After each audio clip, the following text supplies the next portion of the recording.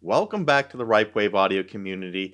My name is John, and for this video, we continue our RipeWave audio series on home theater amplifiers in 2022. And this time, we're covering ToneWinner to follow up from our last video on Emotiva. So this will be the third in the series. The first one was the Monolith series from Monoprice. Of course, as I mentioned, Emotiva was our second, and this is our third ToneWinner, and we're covering what we believe to be the full portfolio. And I will mention right off the start here is I have a little trouble finding a lot of details on the ToneWinner.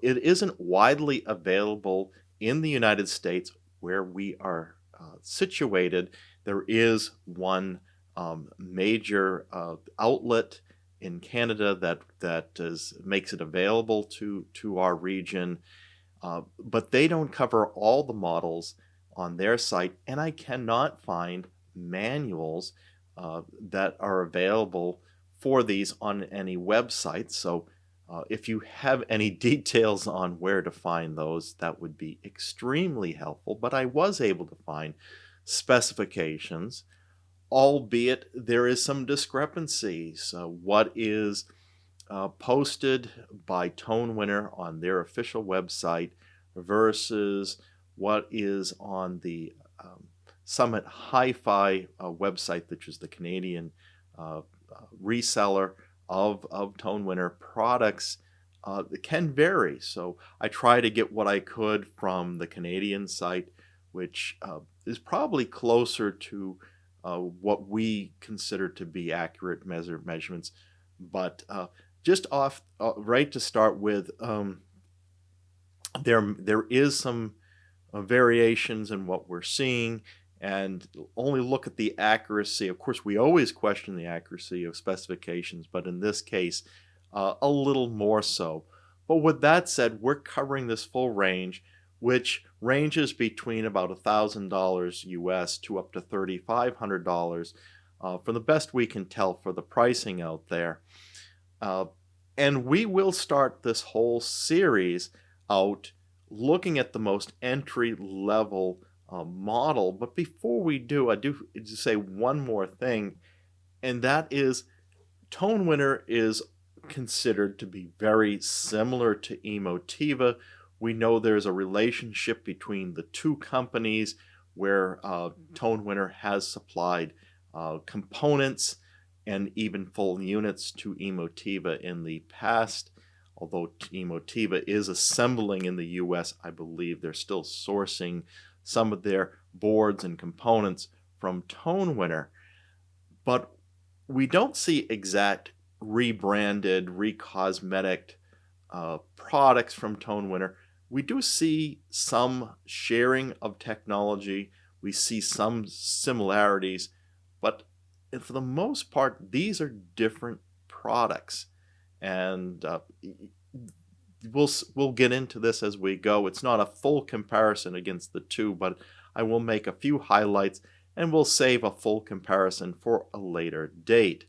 Starting with their most entry-level model, which is the AD5100PA. So now this is not the smallest number of channels. This is a 5-channel unit. Only gives you RCA unbalanced connections on the back of it.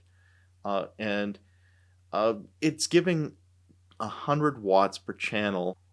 And of course, as always, we'll get into more details on at what measurements that 100 watts per channel was measured. There is some variability between the models and how they're measured, although more consistent than some other brands here.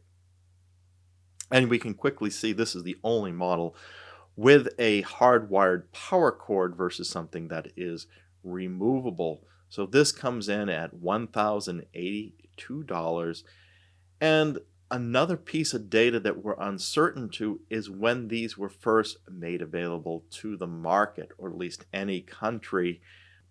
I put the date in for the earliest I can find postings on these models, but I can't find press releases, product announcements that or early reviews that would suggest when these things were originally introduced.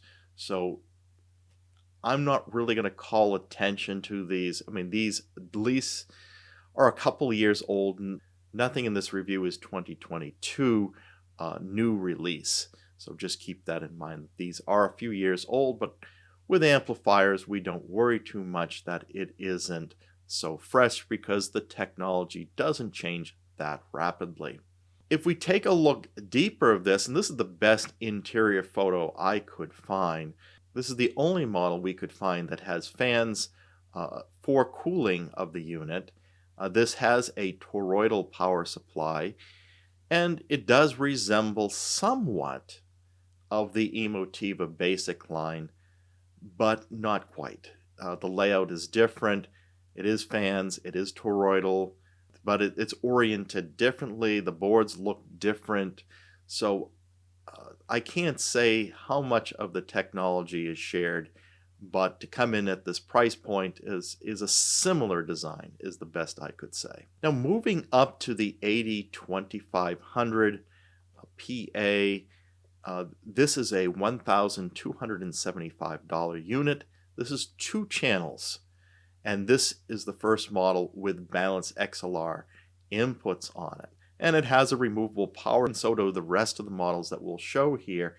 This is delivering 478 watts into 2 channels, but it is bridgeable.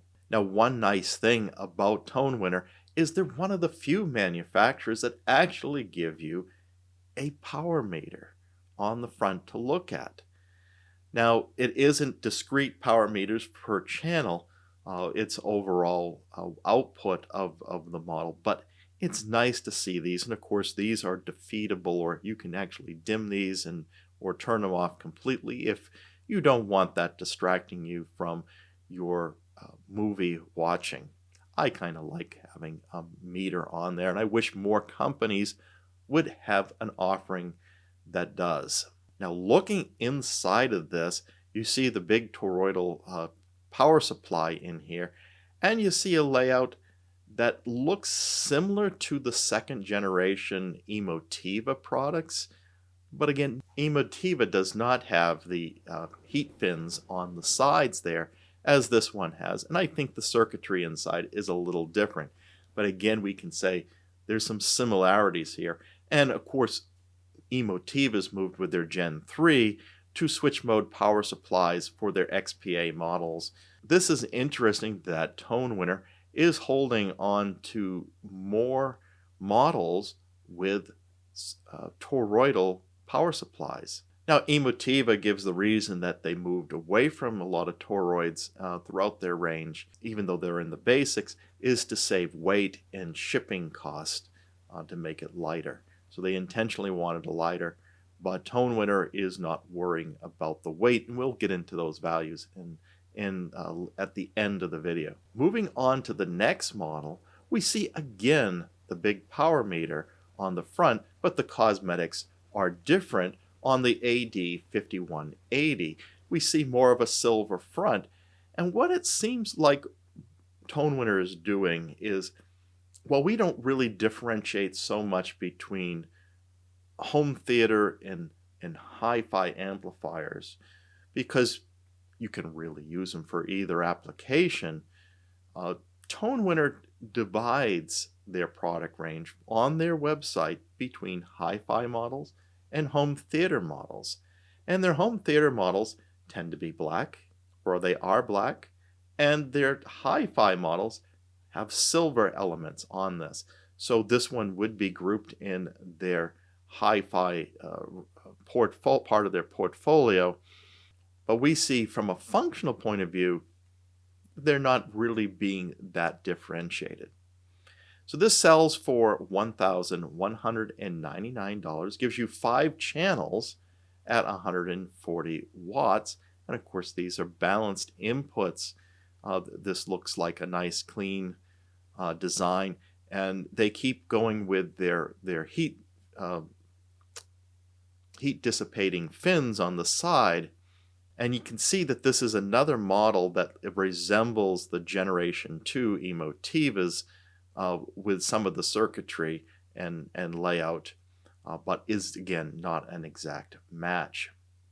The next model is the AD5300PA, and this comes in at $1,225, has 5 channels, and this will give you 210 watts for these channels. Cosmetically, it is aligned with the AD2500PA. Looking inside, we see something a little different though. We don't see the toroidal power supply, we have a switch mode power supply.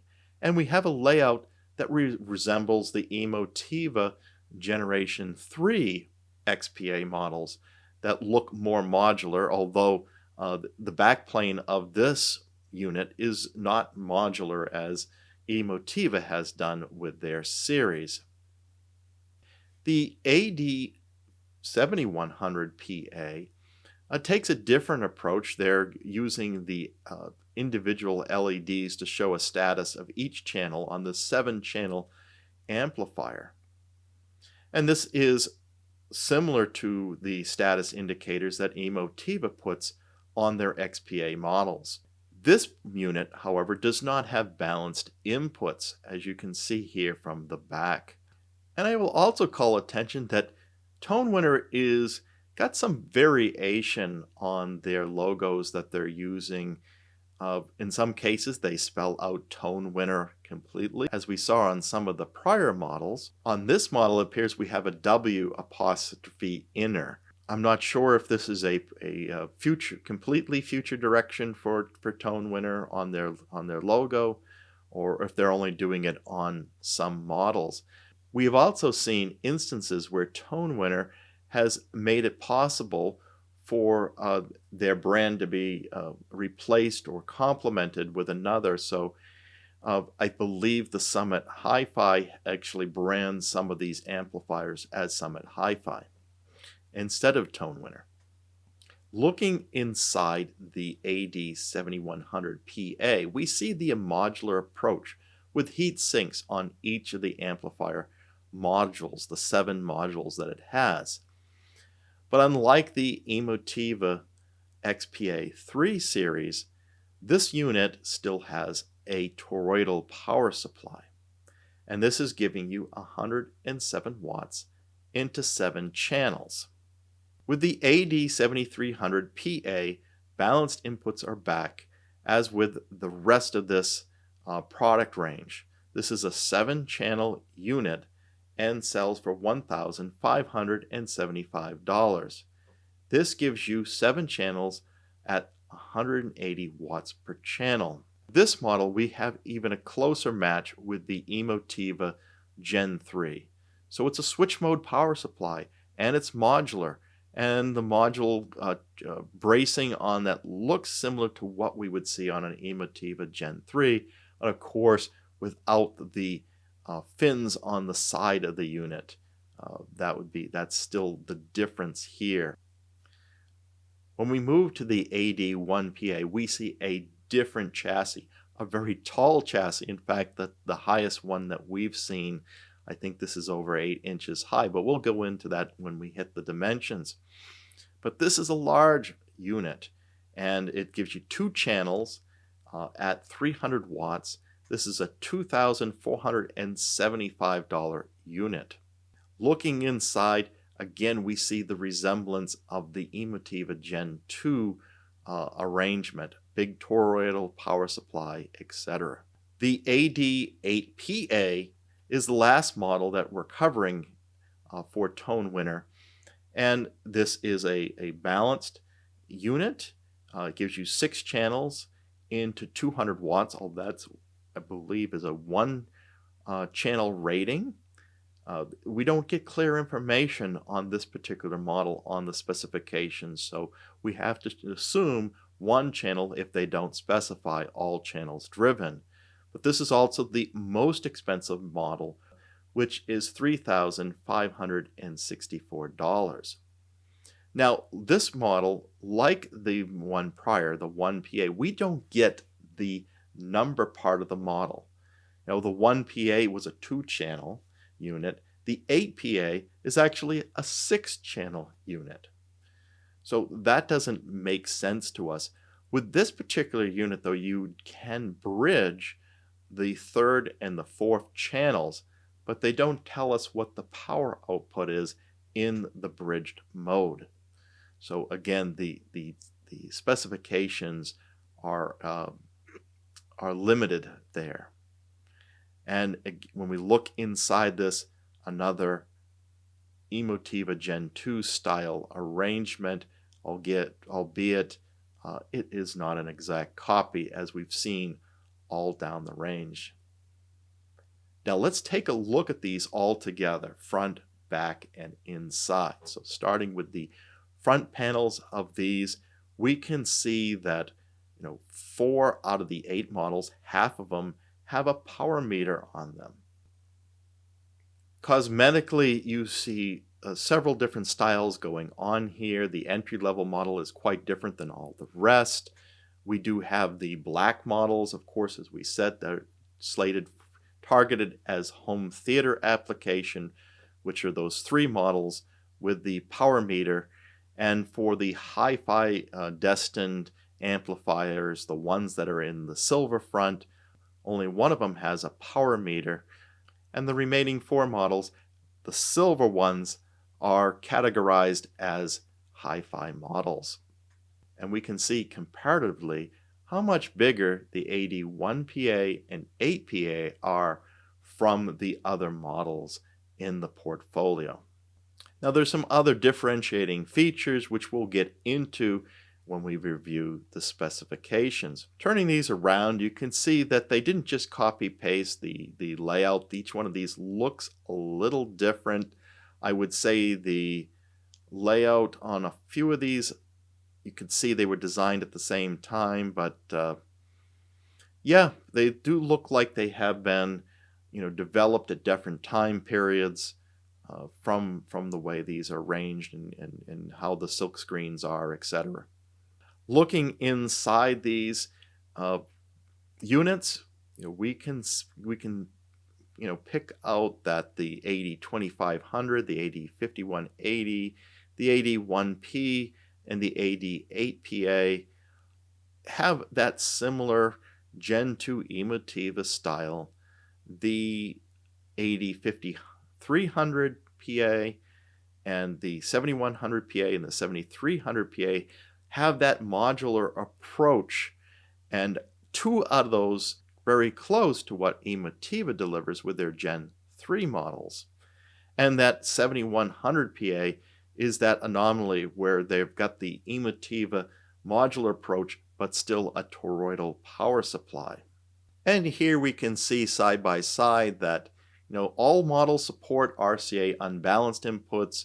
The 5100 PA as well as the 7100 PA are the 2 models that don't have XLR balanced inputs. Now, ToneWinner does not generally give specifications for things like input impedance. They only give it on the 5180 model, and that matches those same input impedances that we see on Emotiva Gen 3 XPA models of 23.5 kiloohms for unbalanced and 33 kiloohms for balanced connections. One disappointing factor on ToneWinner is not every model has trigger outputs. In fact, the AD5100 PA entry model has no triggers, ins or outs. You only get output triggers on the AD2500, 5180, and 1PA, 8PA models. So 4 out of the 8 have ins and outs.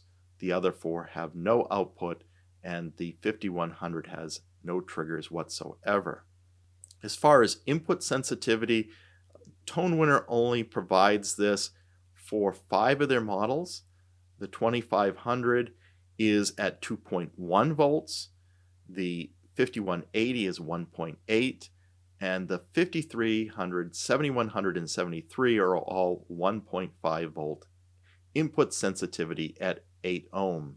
They don't give a 4 ohm rating.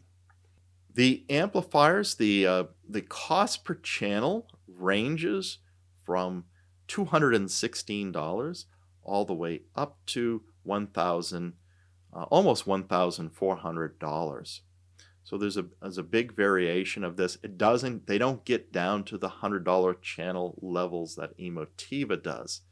Now these are all Class AB amplifiers, except for the AD1PA, which is switchable between Class A usage up to a certain wattage, which they don't specify, and it auto switches over to a Class AB unless you hard select it to Class AB operation all the time. This is similar to the Gen 2 XPA1 model that also had this feature. The only fully balanced models that we could gather from what's available is the AD1PA and the AD8PA models.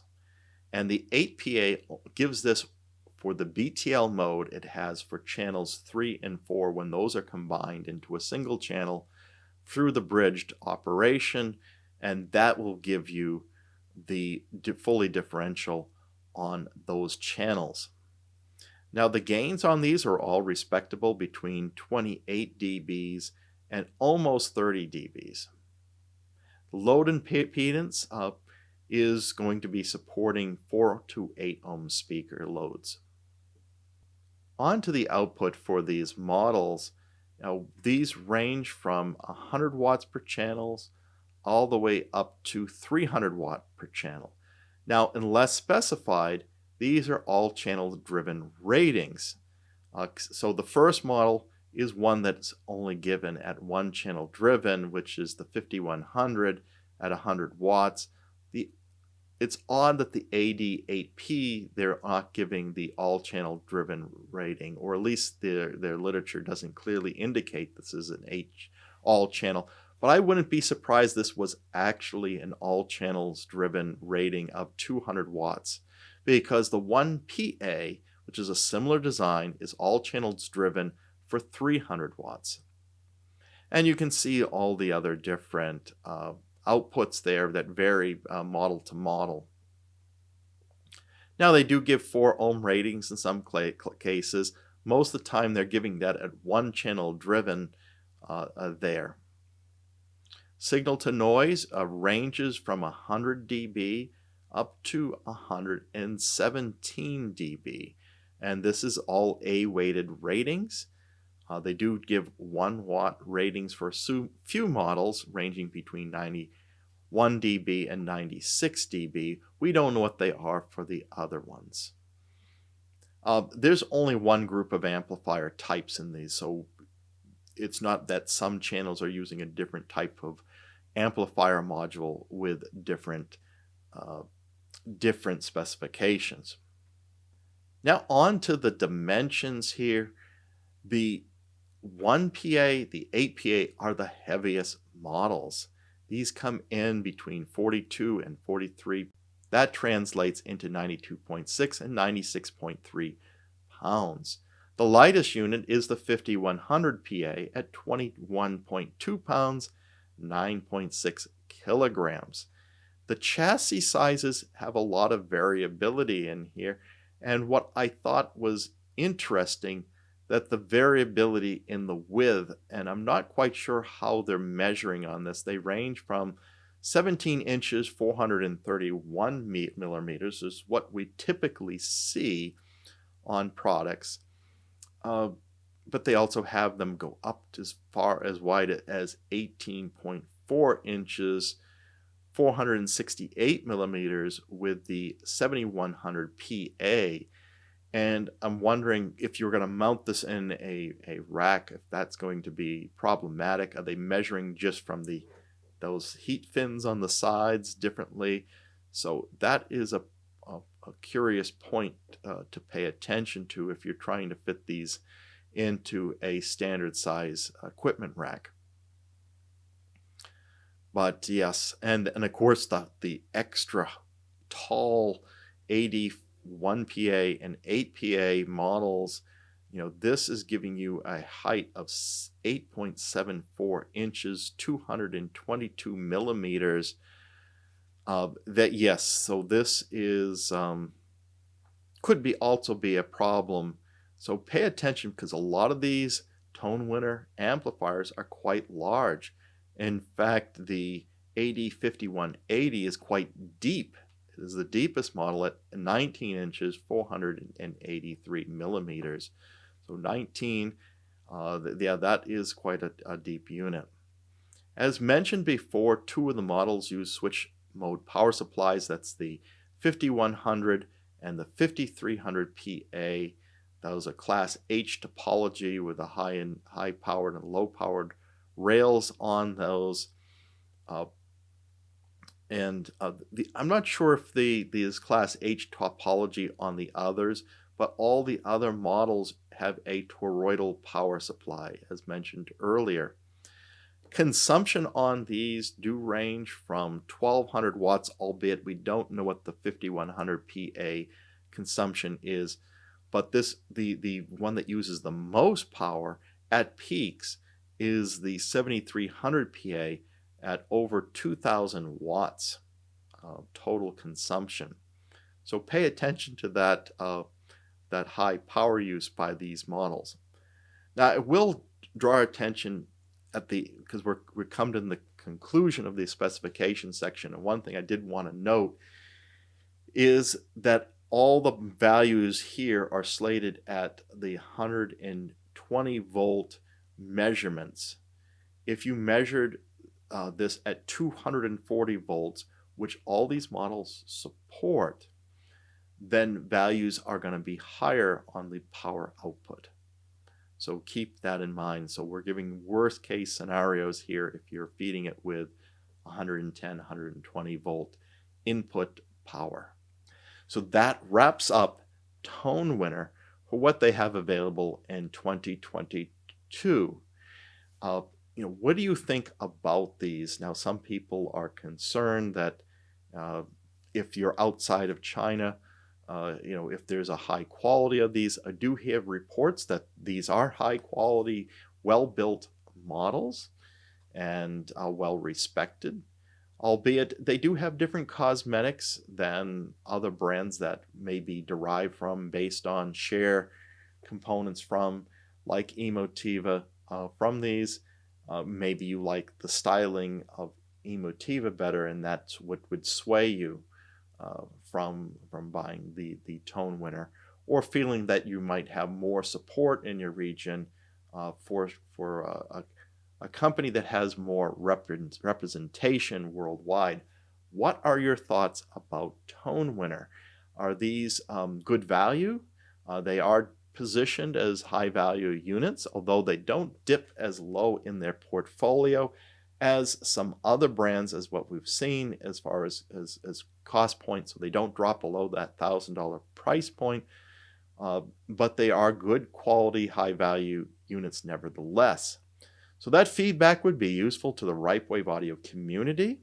And if you enjoyed this video, please like and subscribe, and be sure to hit that bell notification so you'll be informed when the next video is posted. And one last thing, please consider being a patron.